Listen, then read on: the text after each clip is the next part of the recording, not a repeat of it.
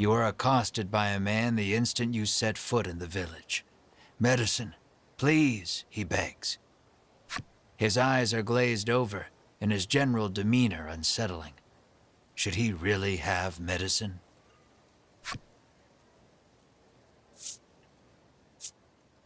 You give him a glimpse of the medicine. "Nothing in this life is free," you sneer. Your callousness is swiftly punished as the medicine slips from your grasp and clatters to the ground. The man runs off to who knows where, making noises that can only be described as inhuman. You and the party resolve to continue exploring the village, despite the unsettling encounter that just occurred. Something is askew in this village. It would be best to proceed with caution until you can determine what is happening.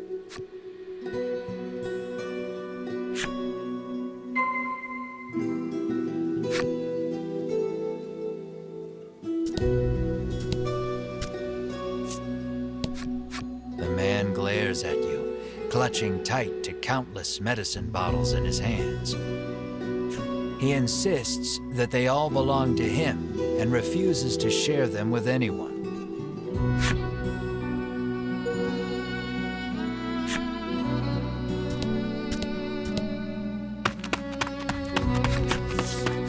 Another villager approaches you. Though his speech is slurred, the demand remains the same. Medicine. This villager is also behaving strangely. Will you acquiesce to his request?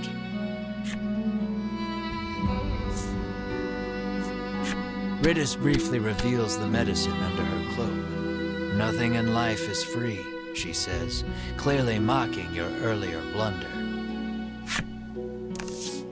Her fun is short-lived, as she too loses her grip on the medicine. Karma is cruel, and you could not help but notice the groans of "medicine, sweet medicine," as he fled. Something's not right in this village, Bruno mutters, clearly worried.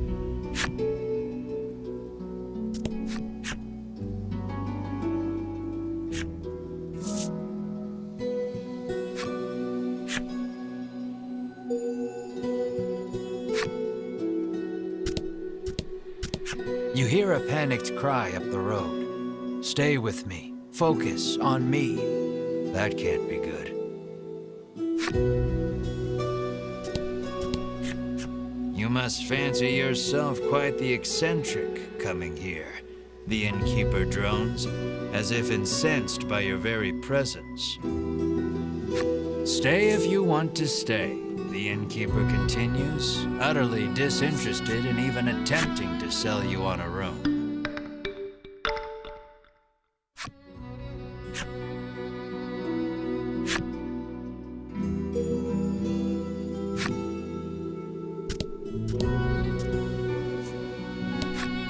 The old man sighs, saying he lost both his son and grandson to the medicine.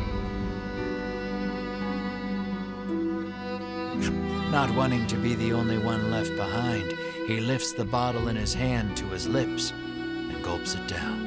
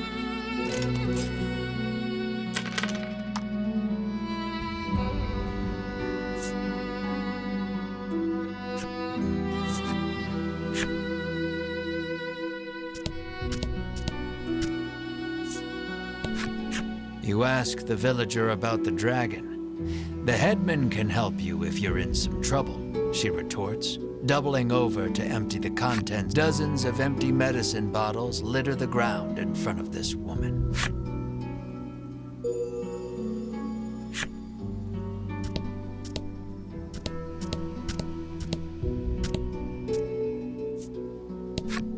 This cursed island is separated from the rest of the world, she mutters from the ground. I heard that outsiders call this place Mount Medica, she remarks, then throws the empty bottle in her hand to the roadside.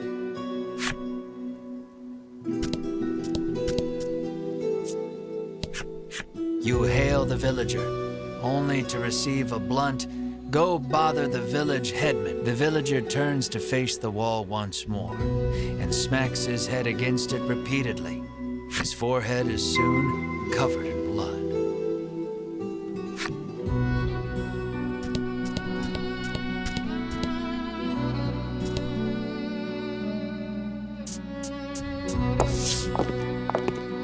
You arrive on the scene to find a man collapsed in the street, convulsing.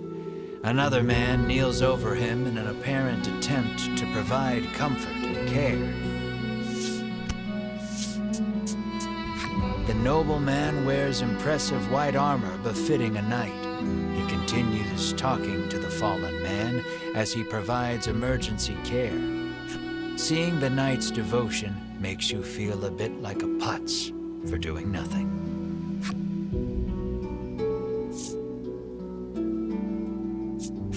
You ask Bruno to provide some of his custom supplement. He furrows his brow and solemnly shakes his head. The villager is now clawing at his own face with his fingernails, crying out for medicine. Blood, as black as tar, begins oozing out of his eyes, ears, and mouth. The convulsions subside. Within moments, the villager lies still. A horrific thought makes itself known. This is the first time you have witnessed the death of a fellow man. Even in a world where medicines and elixirs can cure most any ailment, none are safe from death's icy grip. And as well you know, that which is dead can never return. Your mind goes blank. You drop to your knees in shock. Melanie clamps her hand to her mouth, stifling a scream. Riddis shakes uncontrollably. The knight hangs his head. Bruno nervously asks, "What are you doing here?" The knight's name is Sherwin. He identifies himself as a member of the Ivory Order. His travels brought him to this village where he has been caring for the ailing residents. His face contorts in disgust. If not for these foul drugs, they would be healed. He spits and takes his leave. Bruno gazes upon the villager's corpse with a look of apparent realization.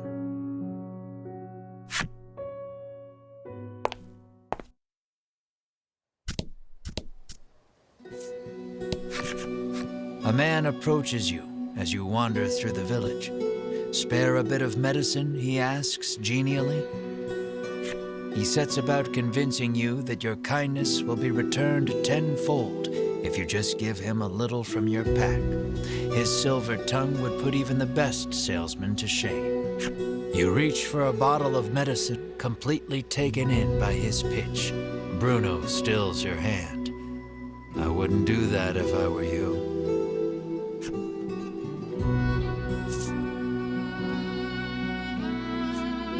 "I really shouldn't," you yelp over your shoulder, already walking away at a brisk pace. You continue wandering the village streets, only to be accosted by the man once more. It seems he will follow you to the ends of the earth.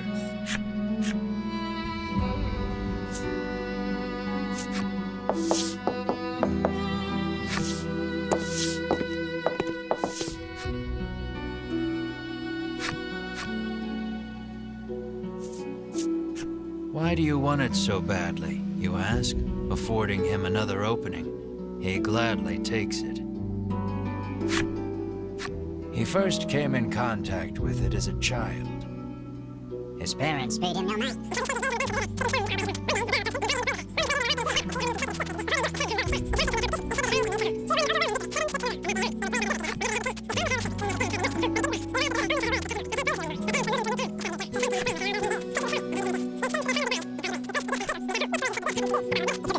And never since forgot its wonderful taste.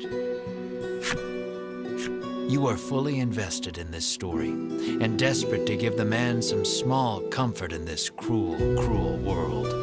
You're primed and I've heard better sob stories, Melanie says dryly, having somehow absorbed the man's story, despite the blistering speed in which he delivered it. Bruno thinks you'd better not, but you're not so sure.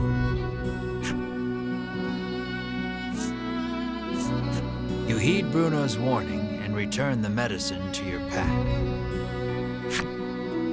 The man's shoulders droop, and he shuffles off out of sight. He appears to have dropped something peculiar in his haste.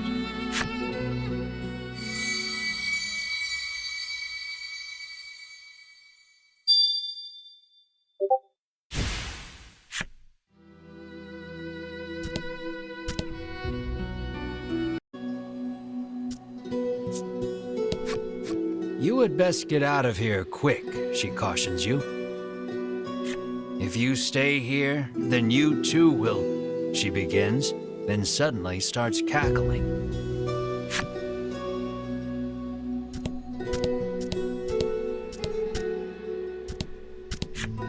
You approach Sherwin, who is caring for another villager.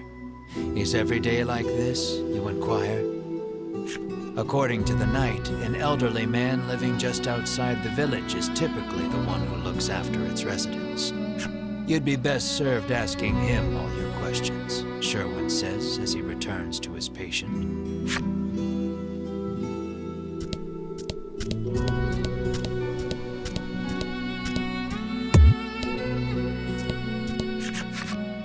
You knock lightly on the door. An elderly man opens it, beaming at you. He announces himself as Selfor and beckons you inside. Might he be the headman you've heard so much about? Ask me anything you like, he offers. Selfor receives your party, for whatever reason, rather graciously. He could well be a font of knowledge. What will you ask him?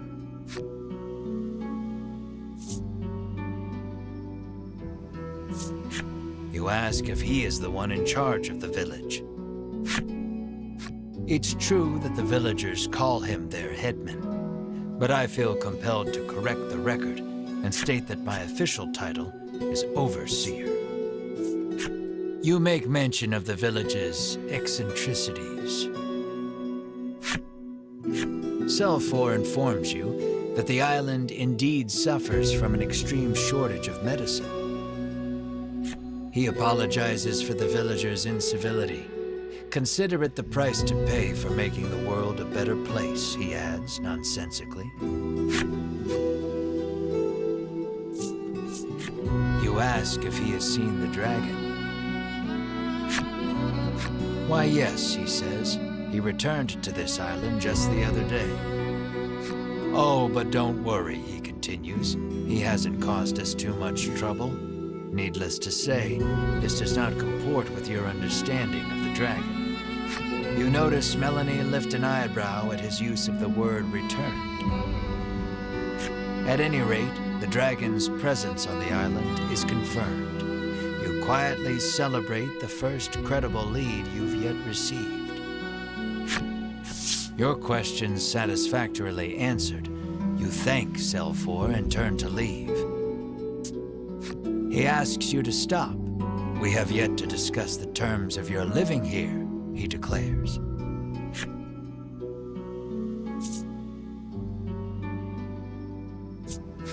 You explain that you are only here to pursue the dragon and have no intention to stay. Selfor begs your forgiveness for thinking you are newcomers. It's perfectly understandable, though, what with the non-match among you, he says with a sneer. What does he mean by that? Melanie asks you, unable to grasp the old man's intentions. For reasons unknown, you feel the blood drain from your face. Your breathing grows ragged and you break out in a sweat. We're done here, you say defiantly, as you storm out of the house. Mar runs after you, chirping frantically.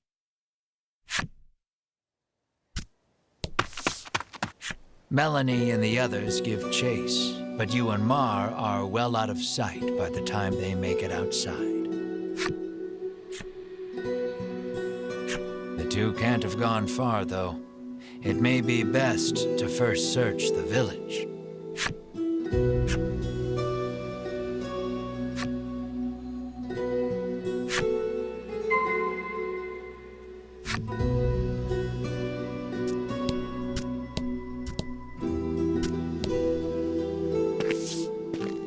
Melanie and company find you standing in front of a house. She can't quite make it out, but it sounds as though you're saying to Mar, "This place is..." Melanie calls out to you, prompting you to blurt out, "Sorry, just had a bad stomachache back there," in your characteristically glib manner.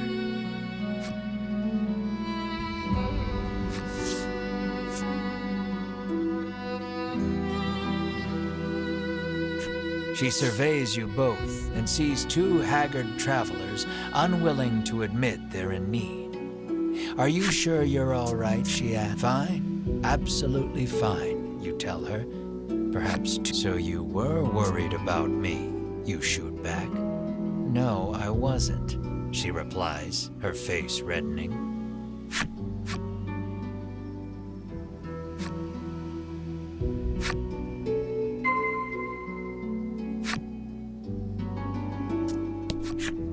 You spot a familiar-looking mage on the village streets.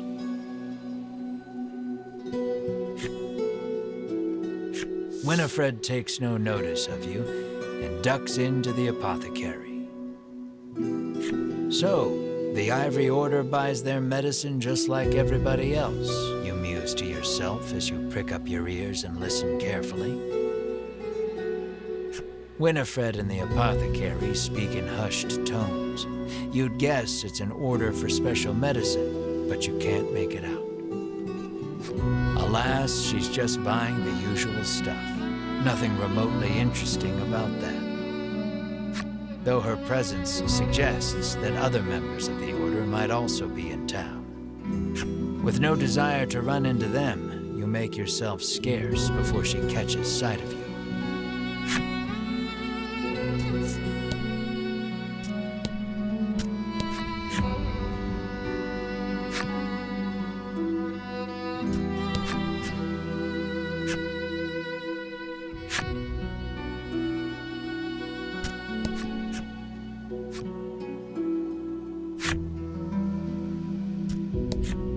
The woman stares blankly into the distance. At her feet lie dozens of empty medicine bottles.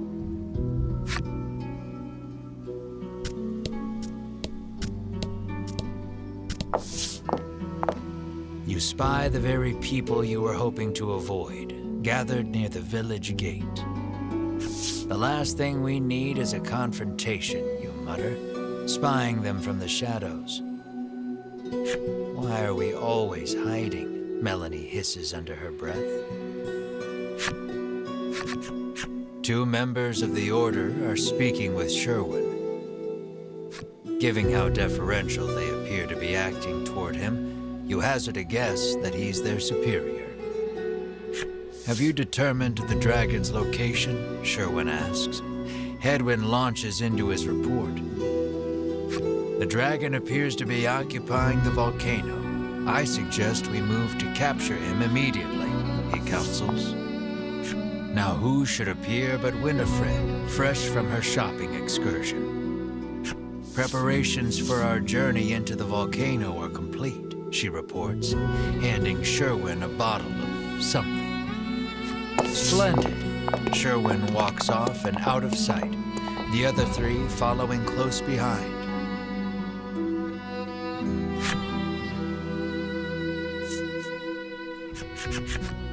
Lucky for you, your hastily improvised hiding spot afforded you valuable information on the dragon. Yet their conversation raised as many questions as it answered. You know that the dragon is lurking in the volcano, but you haven't a clue how to get from here to there. Isn't it that mountain with all the smoke pouring out of it? Ridis asks, pointing westward. Why, yes. That sure does look rather like a volcano.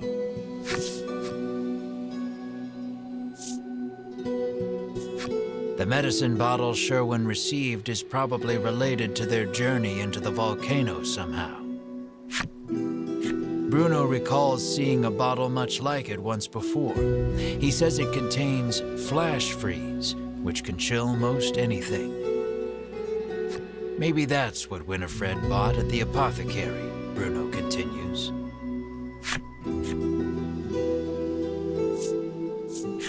There was talk of capturing the dragon. Melanie picked up on the incongruity as well. The Queen ordered the dragon killed, she reminds you. You narrow your eyes. You three have no right being this helpful, you think. Mar pinches your cheeks without warning. You yelp in pain, which at the very least crosses dreaming off the list of explanations. Returning to the matter at hand, it's clear what must be done. You'll have to get your hands on some flash freeze if you hope to enter the volcano.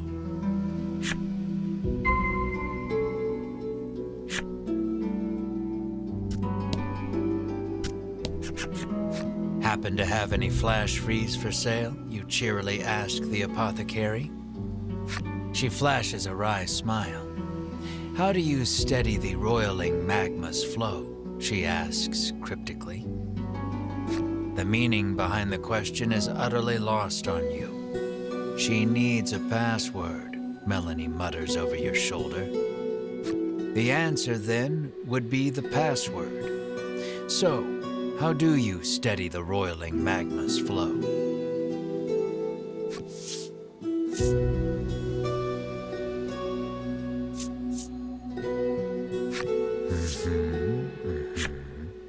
She pulls out her wares, but what you need is not among them. Your password merely granted you entry to the apothecary.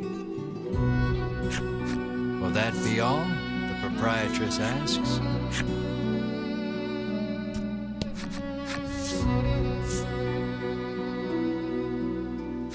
The old woman rolls her eyes, suddenly looking defeated. How did you know the answer? Did someone tell you? She mutters bitterly.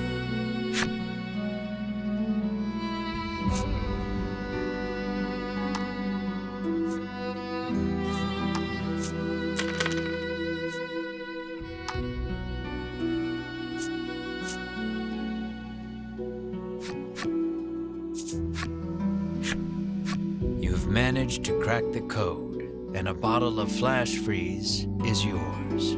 At last, you are ready to enter the volcano. You've got a long road ahead.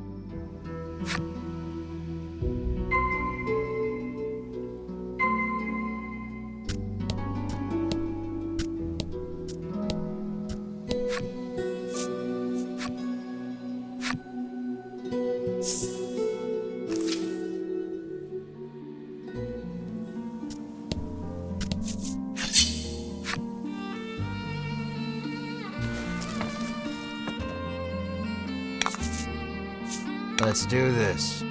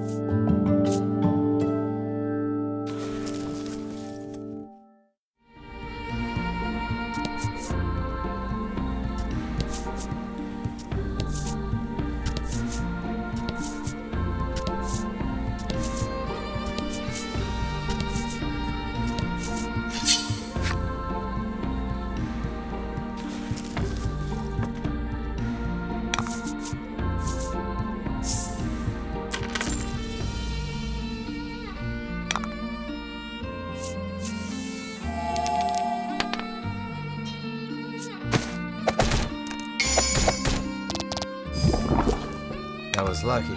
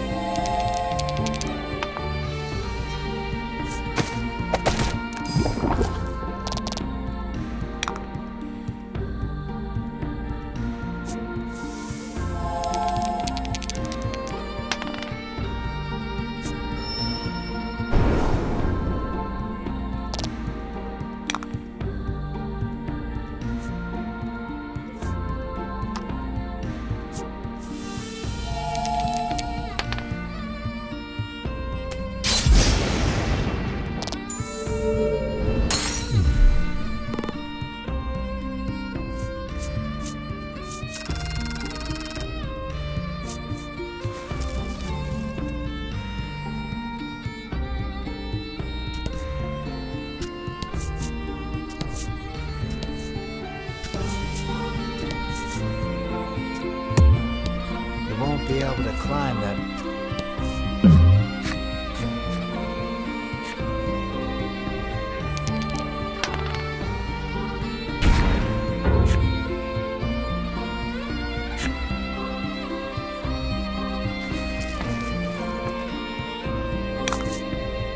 Got the enemy.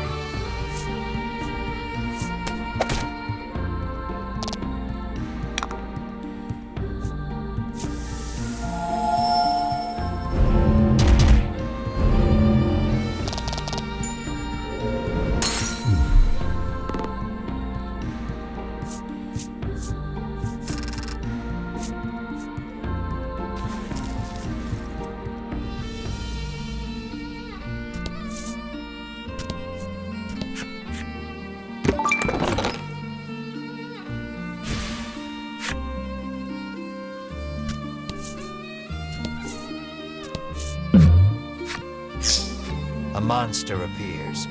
Rather, you approach it, because the poor thing's paralyzed from it. You may be able to aid it by administering some curative. You would help it if you could, but you have no curative on hand. Unable to do anything more, you keep walking.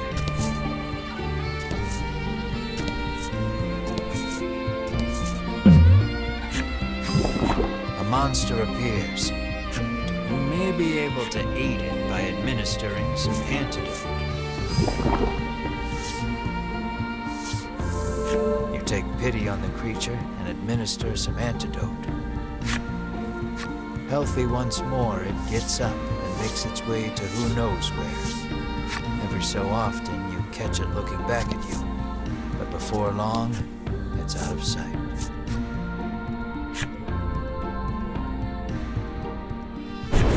The heat of the volcano engulfs you the moment you set foot inside. Of course, the dragon is hiding out here. Guess it's as good a place as any to corner him, you reason with yourself, trying to keep your spirits up.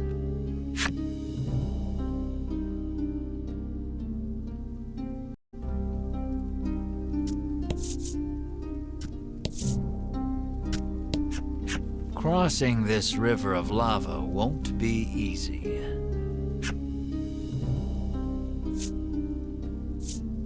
Here's how you cross a lava river. Bam! You open the bottle of flash freeze and pour some into the raging river of lava. The lava instantly hardens, forming a bridge of rock.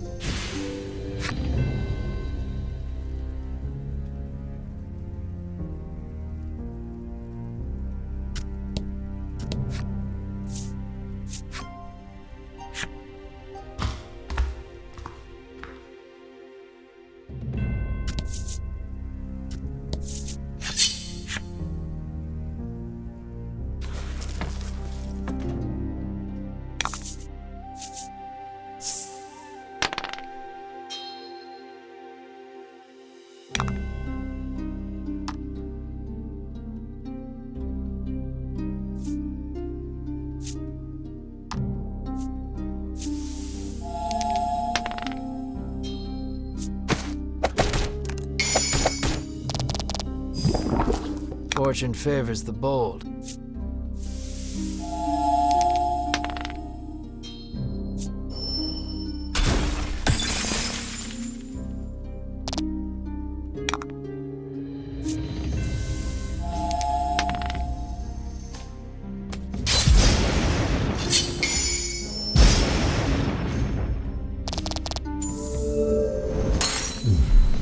Nice work.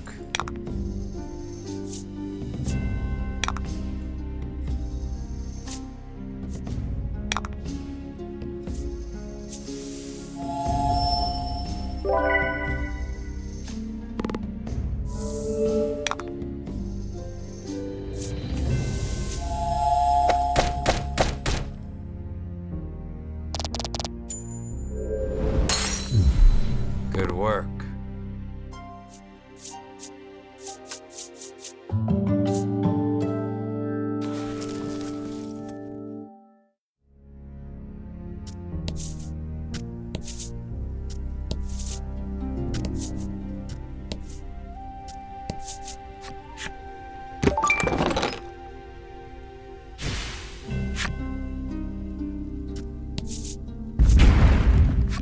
jet of lava erupts from the ground before you.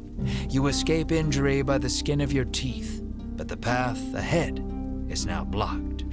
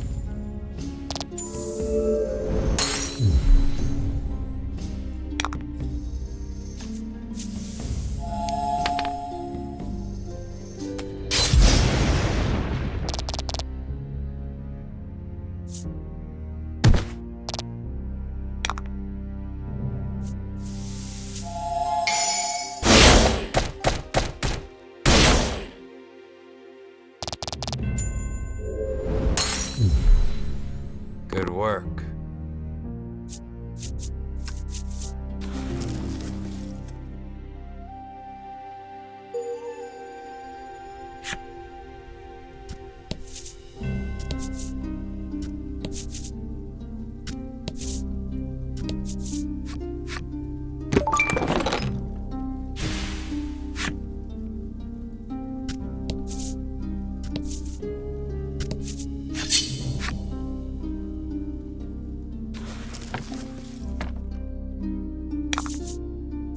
About the enemy.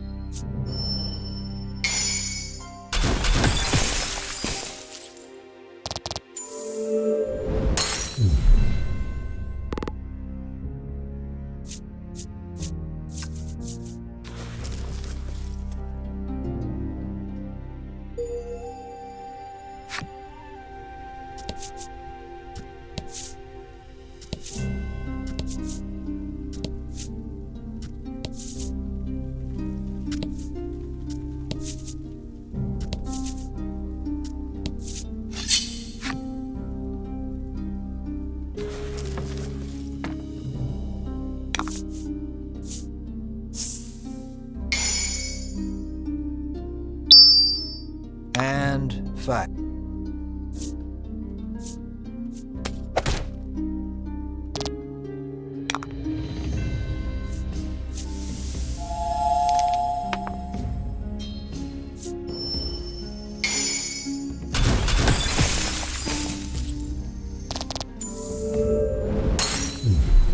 Excellent.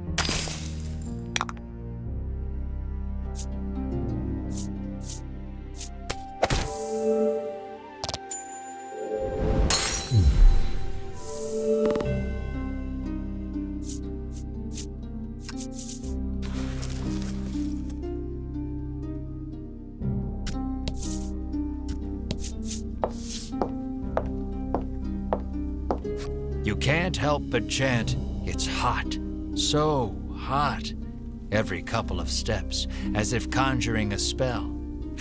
"You're just wasting energy," Melanie chides. Perhaps you could stand to learn a thing or two from her rational approach. Bruno seizes on the moment. "Yeah, this isn't even worth whining over," he says, flexing at you. "It is way too hot for this," Melanie screams, forgetting her own advice.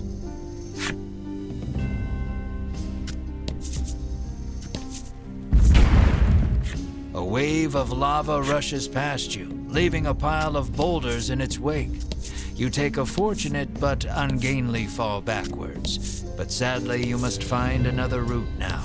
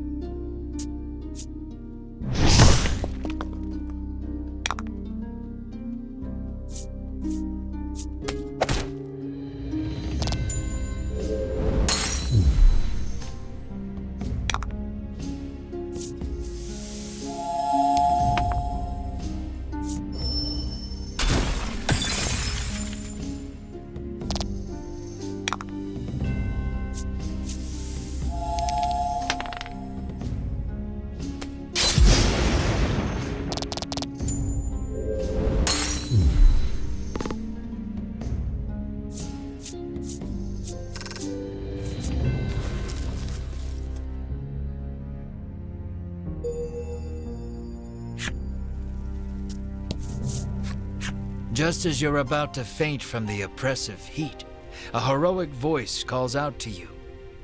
You turn and watch with wide eyes as beads of sweat glisten over his muscular body, only snapping out of your reverie when he asks if you're okay. According to the man, conditions will only worsen from here on out. He offers to lend you a comfy sleeping mat and blanket to rest with before continuing your journey.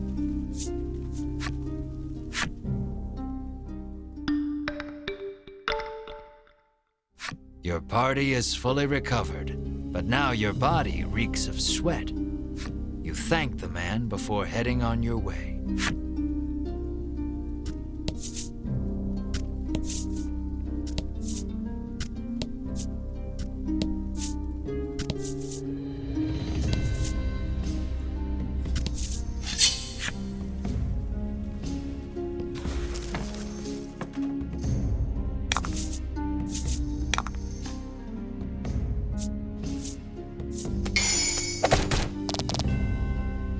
I was lucky.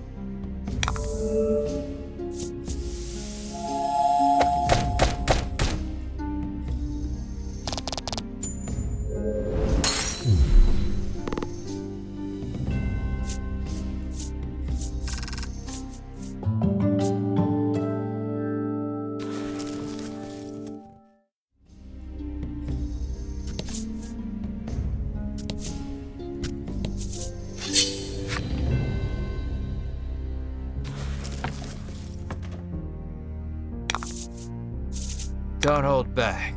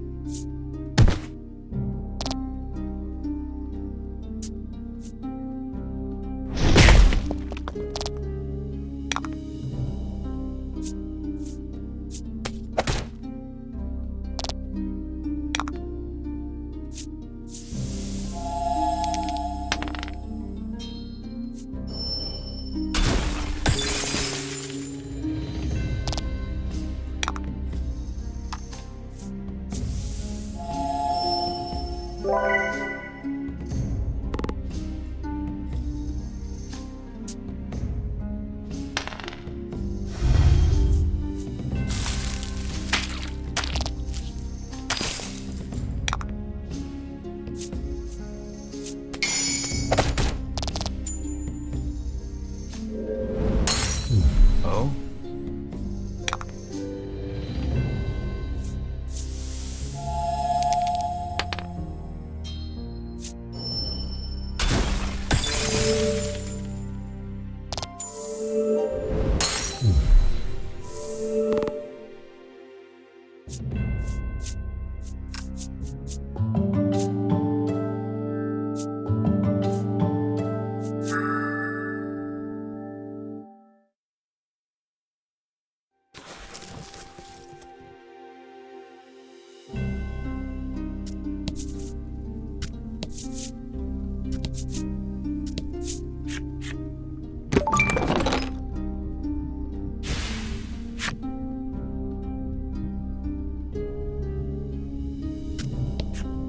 Would you like to use my sleeping mat?